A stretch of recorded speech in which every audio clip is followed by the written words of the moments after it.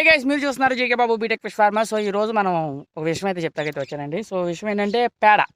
So చూడండి, పేడ అయితే 2 ట్రైలు అయితే పేడ అయితే ఉంది కదా.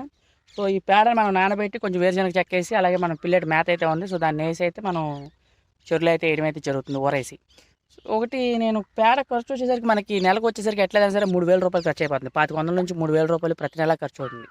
అంటే నేను లెక్కేసి ఒకసారి క్యాలిక్యులేషన్ 3,000 ఖర్చు అవుతుంటే 10 నెలలకు వచ్చేసరికి 30,000, అలాగే ఇంకో 2 నెలలు 36,000 అయితే ఒక సంవత్సరానికి అయితే ఖర్చు అయిపోతుంది. ఓన్లీ పేడ కొంటాకి. ఒక పేడ కొంటాకి మనకి అంత ఖర్చు అయిపోతుంది. నా దగ్గర అట్ట ఒక ఆవు దూడ ఉంది. సరే నాన్న, మనం ఓ పడదోడిని అయితే కొందాం. ఓ పెద్ద మాదిరిది పుల్లుగారికి వచ్చిన పడదోడిని 3 సంవత్సరాలు అయిన పడదోడిని అయితే దాన్ని కొన్నా. సో దాంతో కొని నేను ఇంటికాడ వేసి ఎట్టాగో గడ్డేస్తాం. పొద్దున్నే వచ్చి కొద్దిగా ఒక బకెట్ నీళ్ళు ఎడితే సరిపోద్ది 3 పూట్ల. అలాగే ఒక 4 గిడ్డి పరకలు అయితే సరిపోద్ది. ఎట్టాగో గడ్డి ఉండదుగా మనకి.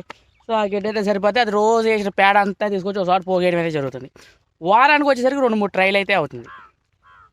మనకి 2,500 రూపాయలు ఖర్చు అయితే సేవ్ అవ్వడం అయితే జరిగింది. నెక్స్ట్ మనం పని చేసుకుంటూ వస్తే సంవత్సరానికి 30,000 రూపాయలు పడ్డంతలో ఏ చేసుకున్నా సరే 15,000-16,000 వస్తుంది.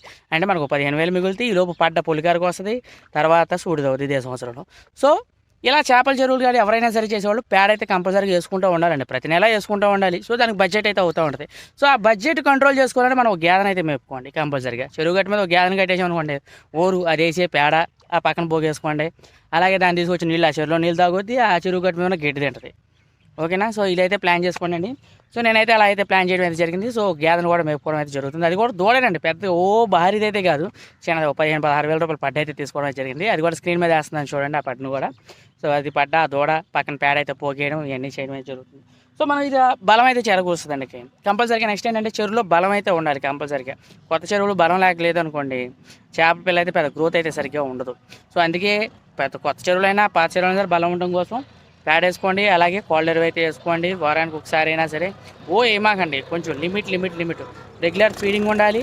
లిమిట్గా అయితే మేత అయితే మనం అయితే వేసుకోవాలి. So thank you so much. మీరు చూస్తున్నారు జీకే బాబు బీటెక్ ఫిష్ ఫార్మర్. సో మీకు ఏమన్నా డౌట్స్ ఉన్నా సరే కింద నా నెంబర్ ఉంది, అక్కడ నుంచి ఫోన్ చేసినట్టయితే మీకైతే డౌట్స్ క్లియర్ చేయడం జరుగుతుంది. అలాగే మన దగ్గర చేపలు కూడా లభిస్తుందండి. శీలావతి, కట్ల, రాగండి. శీలావతి రాగండి అంటే 2 ఒకటే చేపండి. నెక్స్ట్ రూప్చందు, పంగాసు, అలాగే పొండుగప్ప, కొరమేను ఈ చేపలు అయితే మన దగ్గర అయితే అవైలబిలిటీగా ఉన్నాయి. సో ఎవరికైనా కావాలంటే స్క్రీన్ మీద నా నెంబర్ ఉంది, అక్కడ నుంచి ఫోన్ చేసినట్టయితే మీకు చేపలు ఇచ్చి పంపించడం అయితే జరుగుతుంది. Thank you so much. Love you guys. By by, Tata, take care.